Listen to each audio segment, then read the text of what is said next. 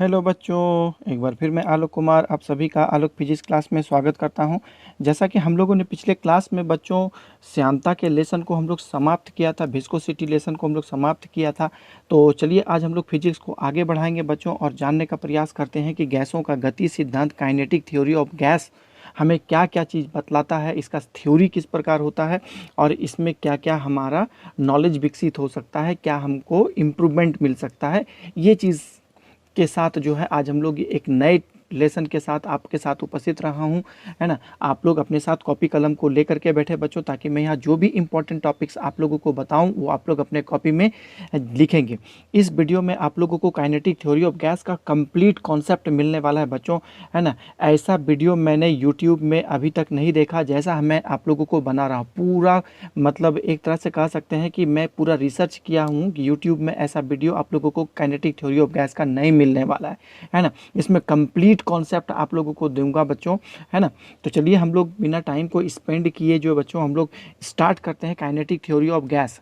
तो सबसे पहली बात ये हम आप लोगों को बता देना चाहता हूँ बच्चों, पदार्थ की जो तीन अवस्था होती है, पदार्थ की जो तीन अवस्था होती है उसमें मैंने दो अवस्था, है ना, ठोस और द्रव का अध्ययन तो पहले ही हम लोग में कर चुका हूँ, मॉडर्न फिजिक्स में हम लोग कर लिया हूँ बच्चों, है ना। तो चलिए आज हम लोग गैस के बारे में जानने का प्रयास करते हैं, है ना। तो सब ये आप लोग देखिए कि काइनेटिक थ्योरी ऑफ गैस जो है ना, गैस से संबंधित किस किस विशेषताओं को हम लोगों को बताएगा, तो इसके बारे में हम लोगों को यहाँ पर जानकारी लेनी है। तो हम लोग सबसे पहले आप लोग तक ये बात पहुँचा देना चाहता हूँ बच्चों कि गैस के गति सिद्धांत देने से पहले जो है इसमें कुछ इम्पॉर्टेंट अवधारणा दी गई थी। तो गैसों से संबंधित कुछ इम्पॉर्टेंट जो पॉस्टुलेट्स है वो क्या क्या चीज़ है वो आप लोग तक मैं पहुंचा देना चाहता हूं। तो देखिए यहाँ पर सबसे पहले होगा कि गैसों का, थोड़ा ध्यान दीजिएगा कि गैसों का गतिज सिद्धांत, है ना, गैसों का गतिज सिद्धांत का अवधारणा क्या क्या है। गैसों के गतिज सिद्धांत का अवधारणा, है ना, इसको हम लोग पॉस्टुलेट्स ऑफ क्या कहते हैं, काइनेटिक थ्योरी ऑफ गैस भी हम लोग कहते हैं, postulates of kinetic theory of gas. तो बहुत सारा पॉस्टुलेट्स दिया गया है बच्चों। तो सबसे पहला इसमें एक बात आप लोग समझिए कि गैस के जो अणु होते हैं, मान लेते हैं कि किसी पात्र में गैस रखा गया है, ये एक पात्र है ना, इसके अंदर जो है गैस के बहुत सारे मॉलिक्यूल्स हैं, है ना, बहुत सारे अणु हैं। तो ये जो गैस के अणु होते हैं ना, वो क्या होते हैं, पूर्णतः गोल होते हैं, गोलीय होते हैं। हम लोग कभी गैस के अणु को तो देखे नहीं है बच्चों, लेकिन ये अवधारणा बनाया गया है कि गैस के अणु पूर्णतः गोलीय होते हैं। तो सबसे पहला बात है यहाँ पर देखिए कि गैस के अणु पूर्णतः, गैस के अणु पूर्णतः गोलीय होते हैं, स्फेरिकल होते हैं, पूर्णतः गोलीय होते हैं, है ना। गैस के अणु पूर्णतः गोलीय होते हैं। दूसरा नंबर में होता है कि किसी पात्र में रखे, देखिए यहाँ पर कि किसी पात्र में, है ना, किसी पात्र में रखे गैस के अणु की संख्या, है ना, गैस के अणु की संख्या बहुत अधिक होती है ना, बहुत अधिक होती है। गैस के अणु की संख्या बहुत अधिक होती है ना, बहुत अधिक होती है। अब एक अणु का जो आयतन होता है, एक अणु का, यहाँ पे बात समझिएगा कि एक अणु का आयतन, है ना, एक अणु का आयतन संपूर्ण गैस के आयतन की तुलना में, है ना, एक अणु का आयतन संपूर्ण गैस के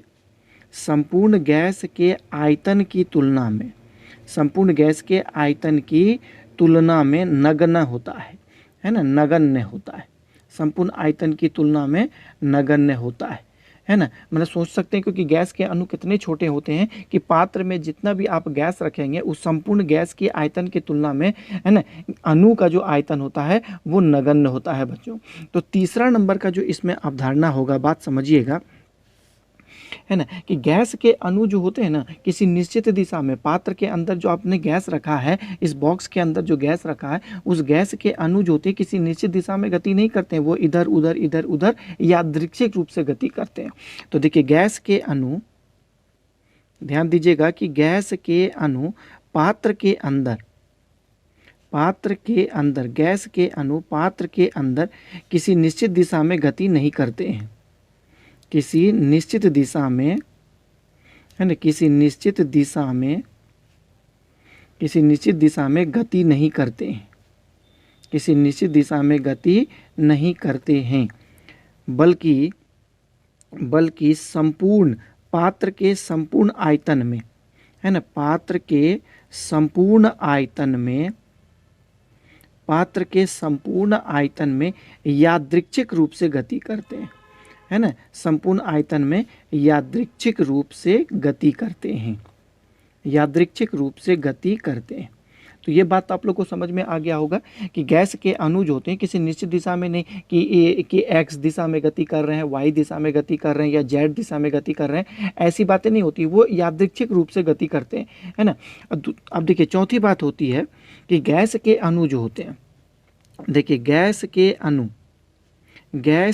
अणु हमेशा, है ना, गैस के अणु हमेशा पात्र की दीवार के साथ टकराते रहते हैं, गैस के अणु हमेशा पात्र की, है ना, गैस के अणु हमेशा पात्र की दीवार से, है ना, पात्र की दीवार से टकराते रहते हैं, पात्र की दीवार से हमेशा टकराते रहते हैं, है ना। और यह टक्कर क्या उत्पन्न करता है, और यह टक्कर दीवार पर दाब उत्पन्न करता है ना, दाब उत्पन्न करता है, दीवार पर दाब उत्पन्न करता है। बच्चों हम लोग कहते हैं ना कि गैस के अनुपात्र की दीवार पर दाब लगाते हैं, तो वो दाब टक्कर के कारण ही होता है, जो गैस पात्र की दीवार के साथ टकराते हैं वही क्या करते हैं, दीवार पर दाब उत्पन्न करते हैं। अब देखिए 5वां नंबर की बातें होती है, यहाँ पर बात समझिएगा कि गैस के अणु जो होते हैं ना हमेशा एक दूसरे के साथ भी टक्कर करते हैं। देखिए गैस के अणु, है ना, गैस के अणु दूसरे अणु के साथ,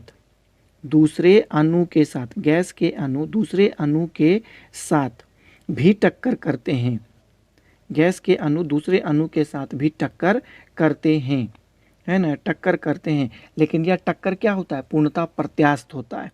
देखिए लेकिन यहाँ पे यह बात लिख देना चाहता हूँ कि लेकिन यह टक्कर, है ना, लेकिन यह टक्कर पूर्णतः, है ना, लेकिन यह टक्कर पूर्णतः प्रत्यास्थ होता है, पूर्णतः प्रत्यास्थ होता है ना, पूर्णतः प्रत्यास्थ होता है। प्रत्यास्थ मतलब कि टक्कर के उपरांत जो है बच्चों कि अणु का ना तो गतिज ऊर्जा ह्रास होता है, ना तो संवेग में परिवर्तन होता है ना, मतलब संवेग संरक्षित रहता है, गतिज ऊर्जा भी संरक्षित रहती है। तो इस प्रकार का उसका टक्कर होता है। तो छठा नंबर में टक्कर के दौरान देखिए अणु का टक्कर के दौरान, अणु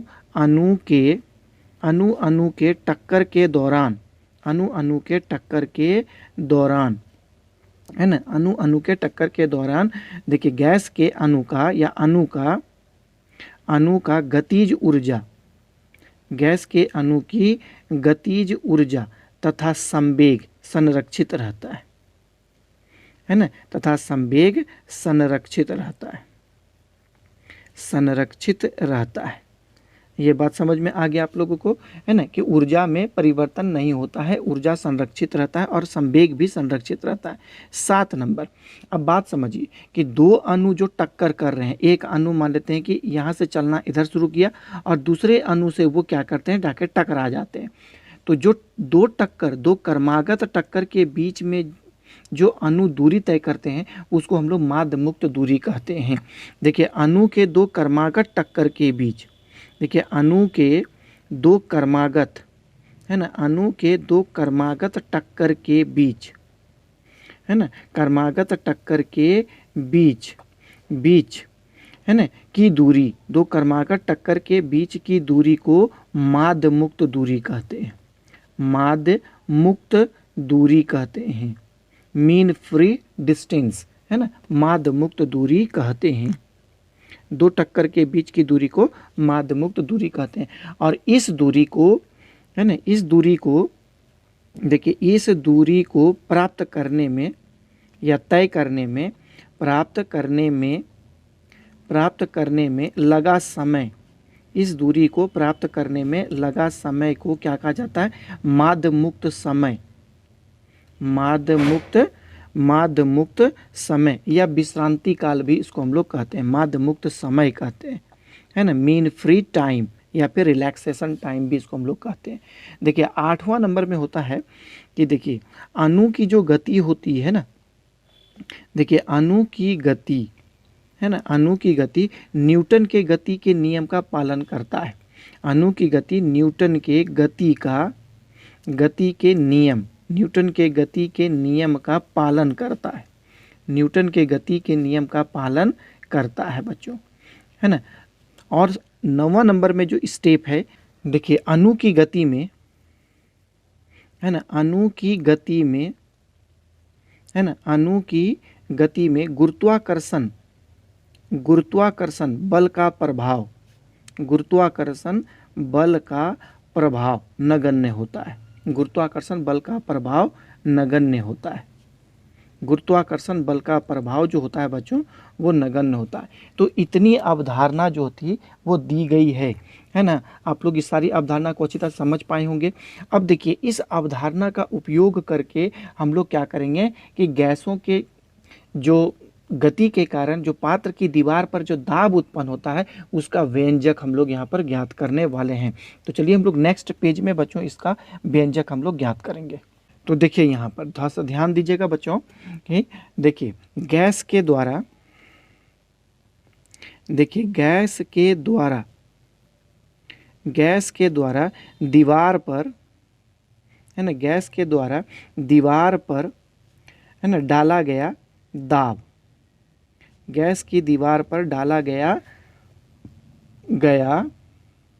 दाब का व्यंजक हम लोग ज्ञात करने वाले हैं, है ना। देखिए बात समझिएगा, ये बहुत ही इंपॉर्टेंट टॉपिक्स है, इसको हम लोग अच्छी तरह समझने का प्रयास करेंगे। सबसे पहले आप एक बात यहाँ पर देखें बच्चों, यहाँ पर एक हम घनाकार जो है एक बॉक्स बनाते हैं, एक पात्र बनाते हैं घन के आकार का, जिसको हम लोग घनाकार, है ना, क्यूबिकल बॉक्स है ये इस प्रकार। और ये जो है घन के अंदर जो है ना, पूरा गैस के मॉलिक्यूल्स भरे हुए हैं, गैस भरे हुए हैं। इसको हम लोग एक्स अक्ष मान सकते हैं, इसको हम लोग वाई अक्ष मान सकते हैं, और इसको हम लोग जेड अक्ष मान सकते हैं। और एक ये घन का आकार है, घन आकृति का है, और इसके एक जो है मतलब जो है भुजा की लंबाई जो है हम लोग एल मान लेंगे, तो सभी भुजा की लंबाई एल हो जाएगा। अब जो गैस के अणु इसके अंदर जो गति कर रहे हैं उसका हम लोग परिणामी वेग जो है बच्चों हम लोग क्या करते हैं, सी मान लेते हैं। परिणामी वेग कितना है, सी, है ना, क्योंकि यादृच्छिक गति कर रहे हैं, किसी एक अणु पर हम लोग यहाँ पर विचार कर रहे हैं जो कि गति कितना वेग से कर रहा है, सी वेग से गति कर रहा है। अब इस वेग का हम लोग क्या करेंगे, पात्र के अंदर तीनों अक्ष का जो है उसमें वियोजित मान लेंगे।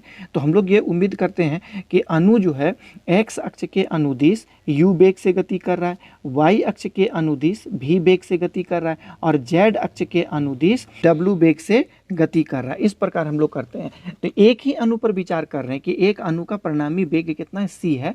हम लोग उम्मीद लगाते हैं कि जब यदि यह अणु एक्स अक्ष के अनुदिश गति करता होगा तो यह यू वेग से गति करता होगा, वाई अक्ष के अनुदिश गति करता है तो भी वेग से गति करता होगा, और जेड अक्ष के अनुदिश गति करता है तो डब्ल्यू वेग से वो गति करता है। ये बात समझ में आ गया। तो यहाँ पर देखिए बात लिखते हैं कि माना, देखिए माना एल लंबाई, है ना, माना एल लंबाई, है ना, के एल लंबाई के भुजा वाले, एल लंबाई के भुजा वाले घनाकार, देखिए घनाकार पात्र के अंदर, घनाकार पात्र के अंदर, घनाकार पात्र के अंदर गैस के कुछ अणु को, गैस के अणु को भरा गया है, भरा गया है, गैस के अणु को भरा गया है। एक अणु का, है ना, एक अणु का द्रव्यमान m है, एक अणु का द्रव्यमान m है, तथा पात्र के अंदर, तथा पात्र के अंदर अणुओं की संख्या, तथा पात्र के अंदर अणुओं की संख्या n है, तथा पात्र के अंदर अणुओं की संख्या n है। तो संपूर्ण गैस का द्रव्यमान कितना हो गया, देखिए यहाँ पर, तो संपूर्ण गैस का द्रव्यमान, संपूर्ण गैस का द्रव्यमान, एक गैस के अणु का द्रव्यमान m है और अणुओं की संख्या n है, तो संपूर्ण गैस का द्रव्यमान यदि हम लोग दोनों को गुना कर देंगे तो ये कैपिटल M प्राप्त होता है और हमको क्या मिलेगा, mn मिलेगा। संपूर्ण गैस का द्रव्यमान mn हो गया।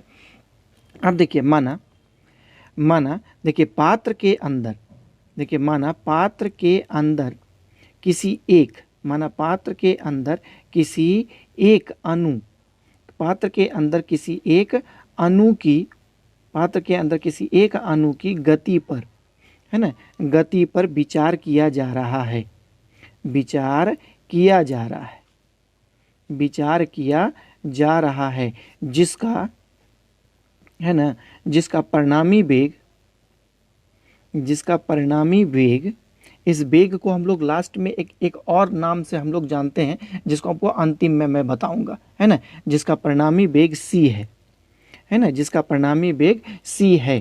अब देखिए इस अणु का, है ना, इस अणु का x, है ना, x y तथा z अक्ष, x y तथा z अक्ष के अनुदिश, x y तथा z अक्ष के अनुदिश वेग क्रमशः, वेग क्रमशः कितना है, u v तथा w है ना, u v तथा w है। ये बात आप लोग समझ रहे हैं। अब यहाँ पर बात समझिए कि हम लोग विचार कर रहे हैं बच्चों कि अणु x अक्ष के अनुदिश गति कर रहा है ना। देखिए अणु, बात समझिएगा कि अणु x अक्ष के अनुदिश, अणु x अक्ष के अनुदिश, x अक्ष के अनुदिश गति कर रहा है, x अक्ष के अनुदिश गति कर रहा है ना। तो अब यहाँ पर बात समझिए, यहाँ पे बात समझिएगा कि x अक्ष तो इधर है। अब यहाँ पे देखिए अणु जो होती है एक दीवार से दूसरे दीवार तक, यहाँ से इस दीवार से इस दीवार तक जाता है, इस दिशा में जाता है, x अक्ष के अनुदिश जाता है, तो उसका संवेग क्या होगा।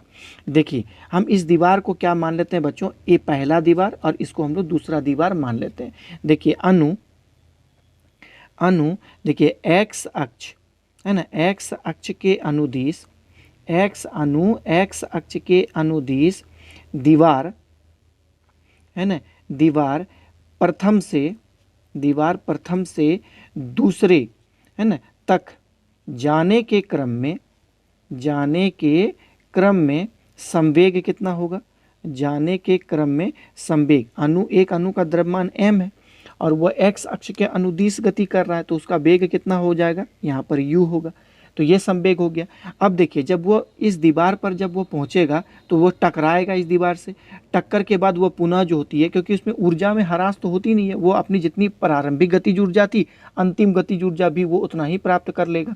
तो जैसे ही वो इस दीवार से टकराएगा, वो टकराने के बाद वो एक्स अक्ष के, है ना, मतलब ऋणात्मक दिशा की ओर गति करने लगेगा। ये एक्स अक्ष का धनात्मक दिशा है और जब दीवार से टकराएगा तो एक्स अक्ष के ऋणात्मक दिशा की ओर गति करने लगेगा। तो यहाँ पे लिखिए, देखिए अणु, अणु देखिए दूसरे दीवार, है ना, इस प्रकार लिख देते हैं, अणु दूसरे दीवार से, अणु दूसरे दीवार से टकराने के बाद, अणु दूसरे दीवार से टकराने के बाद एक्स अक्ष की, है ना, एक्स अक्ष के ऋणात्मक दिशा की ओर, एक्स अक्ष के ऋणात्मक दिशा की ओर, ऋणात्मक दिशा की ओर गति करने लगता है। एक्स अक्ष की ऋणात्मक दिशा की ओर गति करता है या करने लगता है, करने लगता है।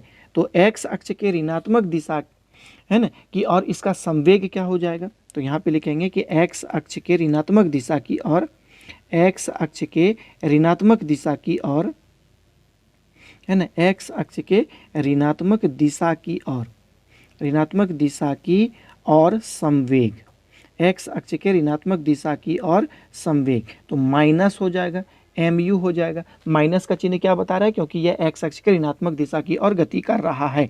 तो अब यहाँ पे लिखिए कि संवेग में अणु जो एक्स अक्ष के ऋणात्मक दिशा की ओर गति किया माइनस mu संवेग से, धनात्मक दिशा की ओर गति किया mu संवेग से, तो एक्स अक्ष के अनुदिश अणु का संवेग में कुल परिवर्तन कितना हुआ, तो यहाँ लिखेंगे एक्स अक्ष के अनुदिश, है ना, एक्स अक्ष के अनुदिश, अनुदिश अणु का, एक्स अक्ष के अनुदिश अणु का संवेग परिवर्तन कितना हुआ, संवेग परिवर्तन, एक्स अक्ष के अनुदिश अणु का संवेग परिवर्तन कितना हो जाएगा, तो ये हो जाएगा mu माइनस, और ये एक तो ऋणात्मक संवेग भी है mu, तो ये क्या होगा, मिलकर के प्लस हो गया, ये हो गया mu plus mu, is equal to हो जाएगा 2mu हो गया बच्चों। ये बात समझ में आ गया। अब देखिए अणु को एक दीवार से दूसरी दीवार तक जाने में और जा करके टकरा करके पुनः पहली दीवार तक आने में कितना समय लगा। आप देखिए अणु क्या किया था, इस दीवार से चलना शुरू किया था, इस दीवार तक पहुंचा है ना, इस दीवार से फिर उसको इस दीवार तक आने में कितना समय लगता है, इस बात पर हम लोग चर्चा करेंगे। देखिए अणु को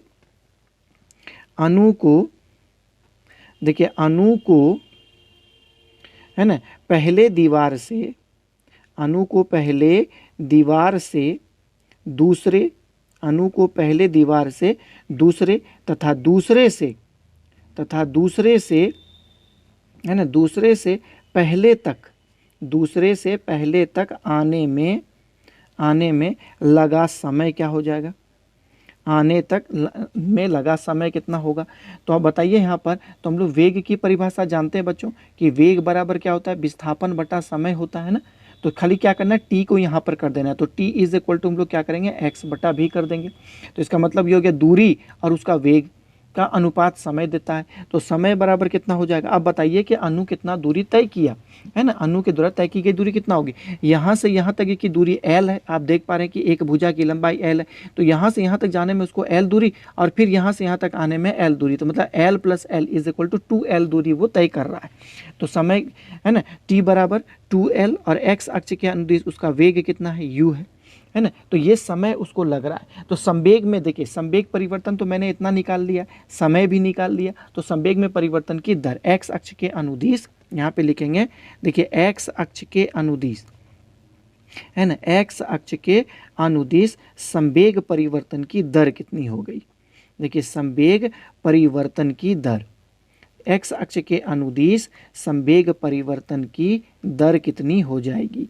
तो संवेग परिवर्तन की दर, तो संवेग मेरा कितना है ऊपर में देखिए 2m और समय से इसको भाग देना है, तो 2l/u हो गया। ये u ऊपर चला गया और ये 2 कैंसिल हो गया, तो ये कितना हो जाएगा mu² और नीचे में हो गया l। तो ये हो गया संवेग में परिवर्तन की दर। और न्यूटन के द्वितीय गति नियम से हम लोग बच्चों जानते हैं कि संवेग में परिवर्तन की दर बल के बराबर होता है। हम लोग न्यूटन के द्वितीय गति नियम से जानते हैं। देखिए न्यूटन के द्वितीय गति नियम से, देखिए न्यूटन के द्वितीय गति नियम से, न्यूटन के द्वितीय गति नियम से संवेग परिवर्तन की दर, संवेग परिवर्तन की दर, न्यूटन के द्वितीय गति नियम से संवेग परिवर्तन की दर बल के बराबर होता है, बल के बराबर होता है, बल के बराबर होता है बच्चों। ये तो ये बात समझ में आ गई होगी है ना। तो हम लोग कह सकते हैं कि अणु के द्वारा दीवार पर x अक्ष के अनुदिश दीवार पर लगाया गया बल कितना होगा। देखिए अणु के द्वारा है ना x अक्ष के अनुदिश, अणु के द्वारा x अक्ष के अनुदिश दीवार पर लगाया गया बल, अनुदिश दीवार पर है ना, दीवार पर लगाया गया बल कितना होगा, दीवार पर लगाया गया बल, लगाया गया बल। तो ये वही हो जाएगा, क्या हो जाएगा देखिए, तो mu² और नीचे में हो जाएगा l, इतना ही बल लगा रहा है। तो ये तो एक अणु पर विचार किया जा रहा था, लेकिन बहुत सारे अणु, पात्र के अंदर तो बहुत सारे अणु होते हैं ना बच्चों, बहुत सारे अणु होते हैं। तो अब सभी अणु पर हम लोग विचार करेंगे है ना, बहुत सारे अणु। अब देखिए यहाँ पे लिखेंगे कि n अणु के द्वारा, या बहुत सारे अणु, या आप ऐसे भी कह सकते हैं कि n अणु के द्वारा, क्योंकि पात्र के अंदर तो n अणु है।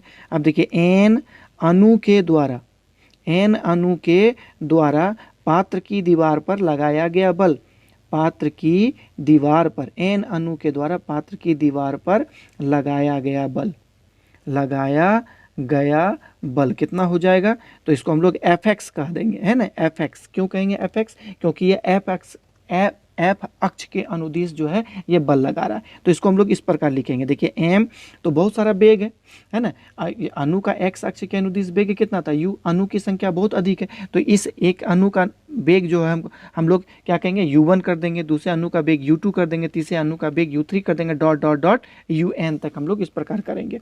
तो पहले अणु के द्वारा लगाया गया है ना, क्या हो जाएगा बल, तो देखिए m u1² इसी तरह हो जाएगा mu2² तीसरे अणु के द्वारा लगाया गया बल mu3² plus dot dot dot dot dot n अणु के द्वारा लगाया गया बल कितना होगा un²। तो ये एक्स अक्ष के द्वारा था। अब देखिए जिस प्रकार हम लोग एक्स अक्ष के अनुदिश अणु की गति पर विचार करते हुए हम लोगों ने बल का मान ज्ञात किया बच्चों, है ना। अब इसी तरह हम लोग क्या करेंगे, है ना, वाई अक्ष के अनुदिश जेड अक्ष के अनुदिश स्वतः निकाल लेंगे। तो एक बात यहाँ पर देखिए कि बल तो निकाल लिए, अब हम लोग ये भी निकाल सकते हैं दाब कितना लगा रहा है, तो दाब को भी हम लोग कैलकुलेट कर लेते हैं। तो देखिए अणु के द्वारा लगाया गया दाब कितना होगा, देखिए अणु के द्वारा लगाया गया दाब, अणु के द्वारा लगाया गया दाब, अणु के द्वारा लगाया गया दाब। तो दाब बराबर हम लोग जानते हैं कि P X is equal to कितना हो जाएगा, एफ एक्स बाई ए होगा, जहाँ ए क्या है, दीवार का अनुप्रस्थ काट का क्षेत्रफल है।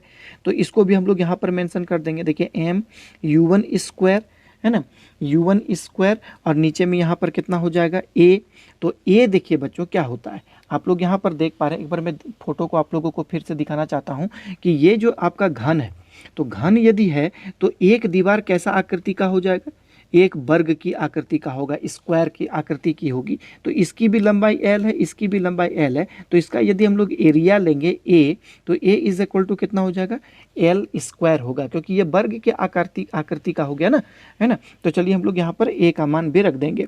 तो यहाँ पर देखिए ए का मान रखेंगे एल स्क्वायर, और यहाँ पर भी एक आपका एल मौजूद है, तो एल स्क्वायर मैं आप लोगों को इस प्रकार यहाँ पर करके दिखा देता हूँ, है ना। तो ये देखिए यहाँ पर करके दिखाऊंगा, तो यहाँ पर ए हो गया, है ना, यहाँ पर ए, और यहाँ पर हो जाएगा एल। फिर दूसरा के लिए लिखेंगे एम यू टू स्क्वायर, यहाँ पर हो गया ए एल, प्लस हो जाएगा एम यू थ्री का square by L, plus dot dot dot A L होगा, सॉरी, और plus dot dot dot plus हो जाएगा एम यू एन स्क्वायर, और यहाँ पर भी हो जाएगा ए एल। तो ए जो है क्या है, मैं यहाँ पे लिख देता हूँ, जहाँ ए क्या है, जहाँ ए दीवार का क्षेत्रफल है ना, दीवार का क्षेत्रफल है, दीवार का क्षेत्रफल है। तो ये क्षेत्रफल किसके बराबर होता है, एल स्क्वायर के बराबर, क्योंकि घन का एक भुजा की लंबाई कितनी है, एल है ना। तो वो एक दीवार वर्ग की आकृति का हो जाएगा, तो वर्ग का क्षेत्रफल होता है एल स्क्वायर। अब यहाँ पर एल स्क्वायर रखेंगे तो L square into L, L cube हो जाएगा। तो यहाँ पर क्या हो गया, देखिए पी एक्स दाब का जो मान निकलेगा वो M U one square by L cube हो गया, प्लस यहाँ पर भी हो जाएगा M U two square by L cube हो जाएगा, plus M U three square by L cube हो जाएगा, plus dot dot dot dot plus हो जाएगा M U N square by हो जाएगा एल क्यूब। अब ये बात समझें, तो ये जो दाब निकला, जब अणु की गति को हम लोग एक्स अक्ष के अनुदिश हम लोग जब विचार कर रहे थे, तभी ये दाब जो है दीवार पर अणु के द्वारा लगाया गया था। अब हम लोग इसी प्रकार लिखेंगे कि जो अणु वाई अक्ष के अनुदिश यदि गति कर रहा होगा, तो वह ऊपर वाली दीवार पर दाब लगा रहा होगा, वाई अक्ष के अनुदिश जब गति कर रहा होगा, तो है ना, तो उसका भी समीकरण इसी प्रकार प्राप्त होगा। वैसे अणु जो जेड अक्ष के अनुदिश गति कर रहे थे, तो वह जेड अक्ष के अनुदिश दीवार पर क्या करेंगे, दाब लगाएंगे।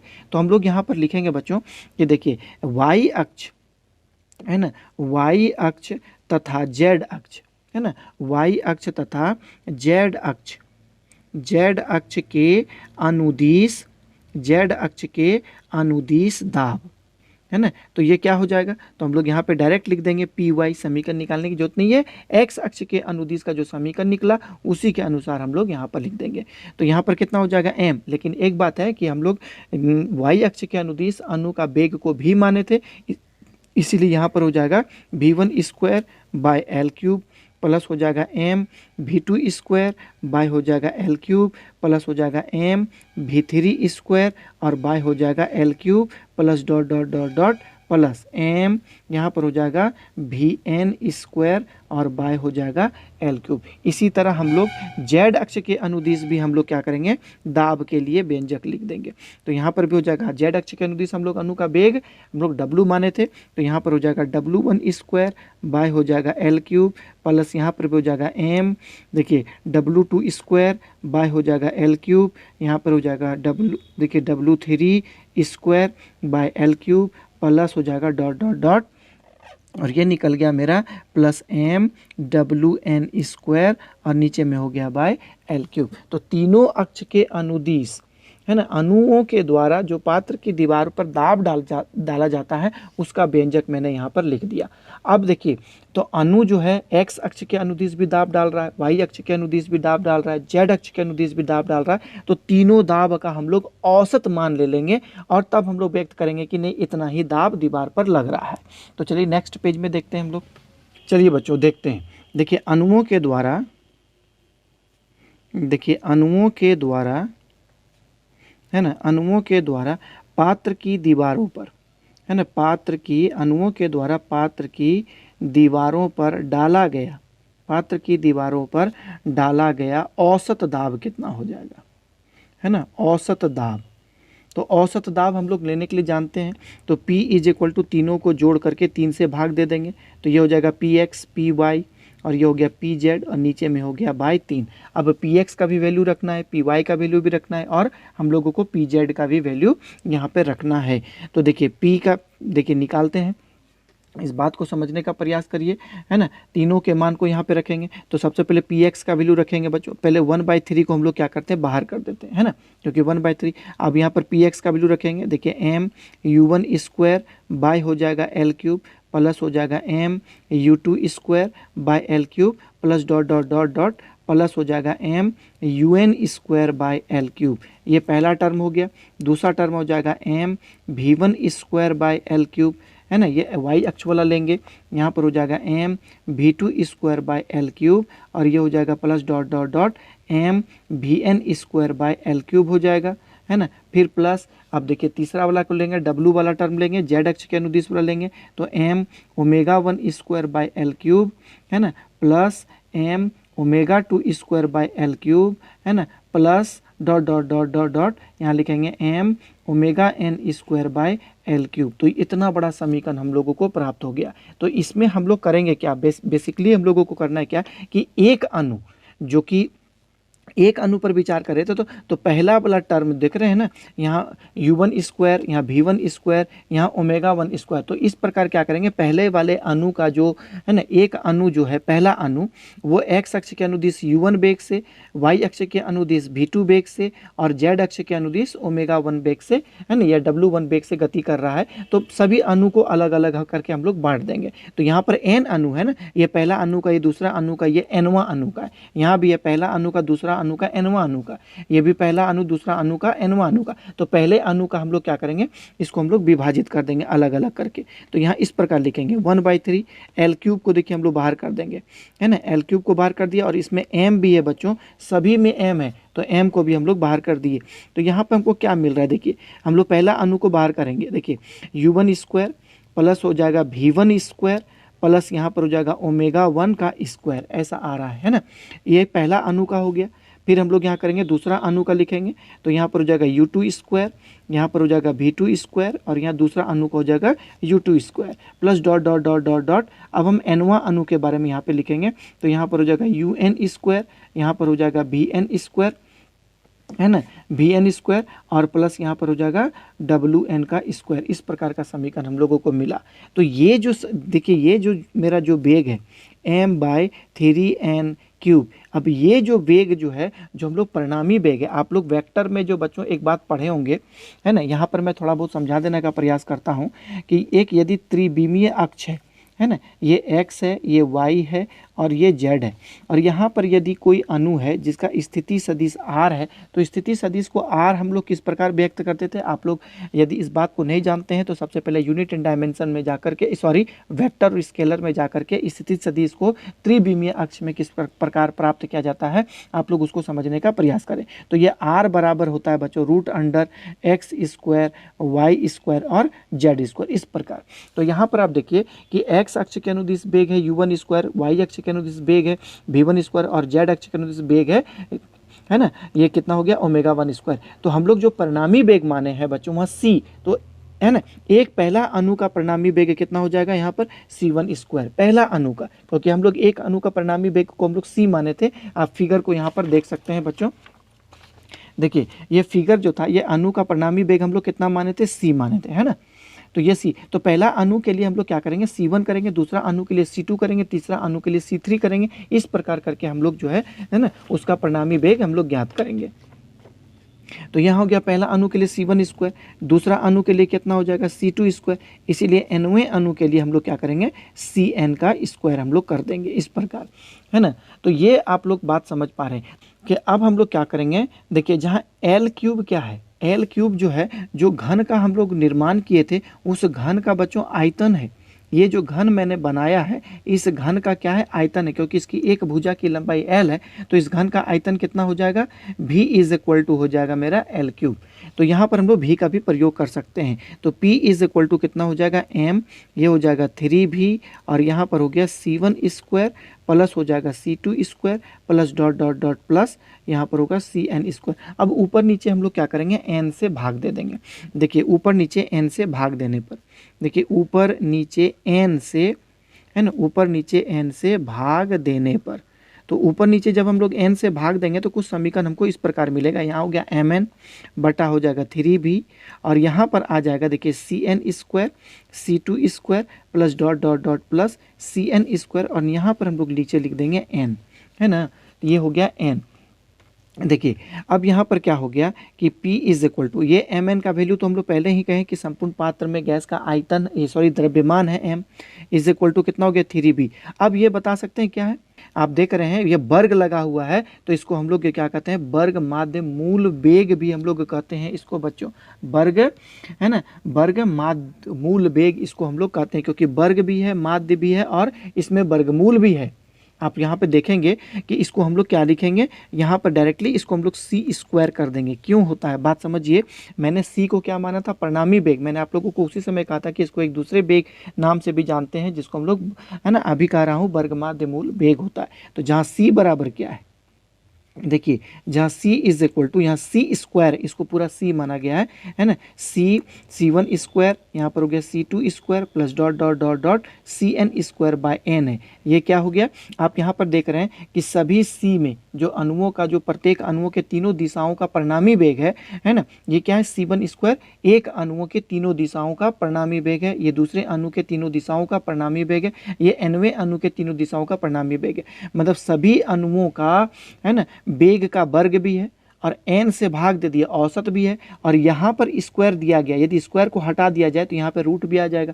तो इसको क्या कहते हैं वर्ग माध्य और मूल वेग भी है। जहाँ C क्या है बच्चों, यहाँ पे लिख देता हूँ, जहाँ C इसको वर्ग माध्य मूल वेग कहा जाता है, इसे वर्ग माध्य मूल वेग कहा जाता है, वर्ग माध्य मूल वेग कहा जाता है। बात समझ में आ गया। तो देखिए कुछ दाब का समीकरण हमको कुछ इस प्रकार प्राप्त हो गया, है ना। देखिए 1 या m/3v और यहाँ पर हो गया C²।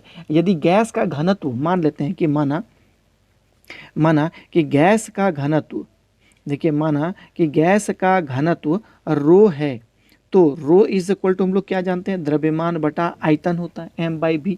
तो यहाँ पर m/v के जगह हम लोग रो लिख देंगे तो समीकरण हमको कुछ इस प्रकार प्राप्त हो जाएगा 1/3 रो C²। ये समीकरण है आपका, बात समझ में आ गया। ये क्या हो गया, यह समीकरण गैस के अणुओं के द्वारा डाला गया दाब का व्यंजक है। ये क्या हो गया कि गैस के अणु के द्वारा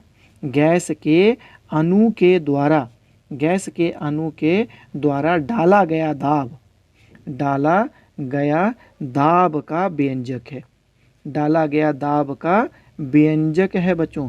तो ये बातें आप लोगों को समझ में आ गई होगी, है ना। अभी बहुत सारा टॉपिक्स बचा हुआ है, अभी हम लोग गैसों के गति सिद्धांत का अनुप्रयोग भी देखेंगे बच्चों, लेकिन आज मेरा वीडियो इतना ही रहेगा बच्चों, टाइम बहुत ज़्यादा हो जाता है ना, इसका वीडियो का लेंथ बहुत ज़्यादा बढ़ जाता है, अपलोडिंग में थोड़ा प्रॉब्लम आ जाती है, इसलिए मैं छोटा छोटा वीडियो ही, है ना, 30 मिनट 40 मिनट 45 मिनट का वीडियो ही बना करके आप लोग तक पहुँचा पाता हूँ। तो आज आप लोग इस वीडियो को अच्छी तरह से देखें बच्चों और हर चीज़ समझने का प्रयास करें, है ना। कुछ भी ऐसी चीज़ें नहीं छूटनी चाहिए जो मुझे समझ में नहीं आता है। जो भी बातें आप लोगों को समझ में नहीं आएगी उसे कमेंट सेक्शन में आप लोग लिख करके भेजेंगे और मैं उसका जवाब आप लोग तक जरूर पहुंचाने का प्रयास करूँगा। तो ठीक है बच्चों, आप लोग पूर्व दिनों की भांति हमेशा हंसते रहें, खेलते रहें, मुस्कुराते रहें बच्चों, और इसी प्रकार हमारे वीडियो को भी आप लोग देखते रहें, है ना। आज आप लोगों ने जो मेरे वीडियो को देखा इसके लिए बहुत बहुत धन्यवाद। Lots of thanks. जय हिंद।